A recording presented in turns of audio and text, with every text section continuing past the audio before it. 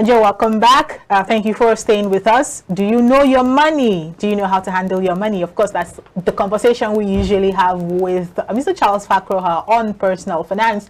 We started off talking about savings and the best practices when it comes to savings. Hi, Mr. Charles. Good morning. Good morning, Uche, and morning. Yes, we started savings and we saw the wisdom of saving. And despite that wisdom of saving, we saw that some people give us 1,001 reasons why they cannot save. So today we'll be looking at something very different. False myths and false beliefs, when it comes to savings. What are myths? These are things, they are not true, but over time, they have become like the truth. And when you now begin to follow them, you will see that you are limiting yourself. And some experts will tell you limiting beliefs. Because things you can do, but because you've had that over and over, you believe that you cannot do it. So what are some of these myths and false beliefs when it comes to savings?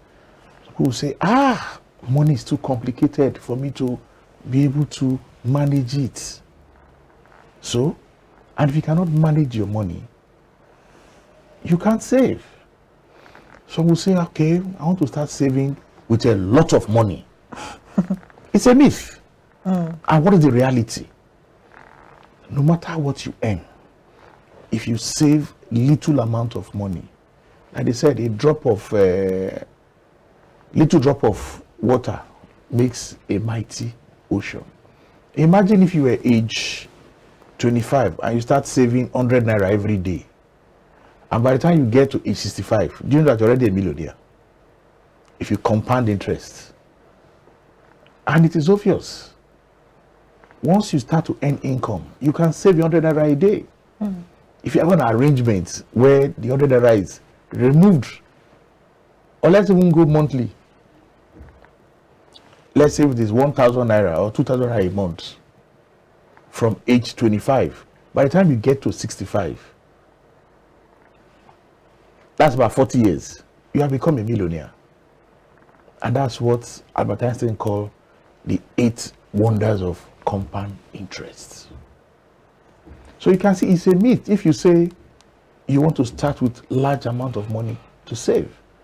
So people will say, when I get my next bonus, when I get my next promotion, I'll start saving. The tendency that if you have not been saving with your current situation, when you get that next promotion, when you get that next increment, you will not save. Because life creep will come in. What I mean, lifestyle inflation. I was earning 100,000 and I could go by BRT. Now I'm earning 500. Why should I go by BRT? I should go by Uber now. Those who come to ask you for money, 100, I say, the guy level has changed now. I will not ask 100, I will ask for 500 naira. So savings is basically an habit. Then there is also this false belief again. People will tell you, before I start saving, I want to pay up all my debt. We have come to realize that no, while you are paying off your debt, you can still be saving. It's a matter of being intentional and manage your money very well. How do you do it? Yes, you have an income and you are paying your debts. No matter how small, set aside some amount of money too that you are using to pay your debt. That's another false belief again. People say, there's no way. Subsidy has been removed. Transportation is very high. In fact, we are told that next week they want to increase fuel again. Price of food items has gone up. There is no way, because of all the expenses, for me to have enough or a little to save. We are saying no.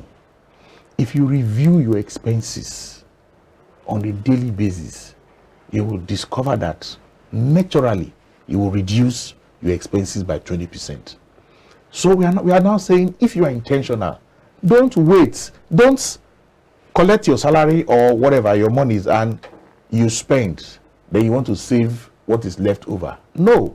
The first thing to do is to save and begin to spend what is left.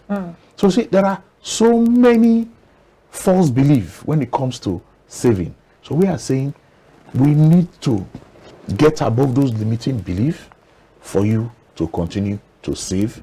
And because if you don't save, you cannot invest. In fact, I have people told us that savings is not for the poor people. Quickly, just because we're rounding off now. Okay. How do we get above those, false beliefs and myths? Good. The Get first thing is to saving? recognize that they are, you have said it, they are false beliefs. They are false. First of all, you need to come to that recognition. They are false beliefs. So what do you do next? The next time you take your income, let's take those who say, I want to start saving with a large sum of money. You don't need to wait. For that large sum of money, you can start with as little as 1,000 naira. You can begin to save. All right, with as little as 1,000 naira, even 500 naira, Exactly. depending on what your capacity is, save something, definitely. It's not me you want to come and give it. It's you that will still use it. Thank you so much, Mr. Charles, for coming on the show this morning. We appreciate your time. Save, Okay? for thou shalt be saved. You don't turn Bible quote, oh, save and thou shalt be saved. And when we return, Deborah will be joining us for the social media buzz. Don't go anywhere. Stay with us.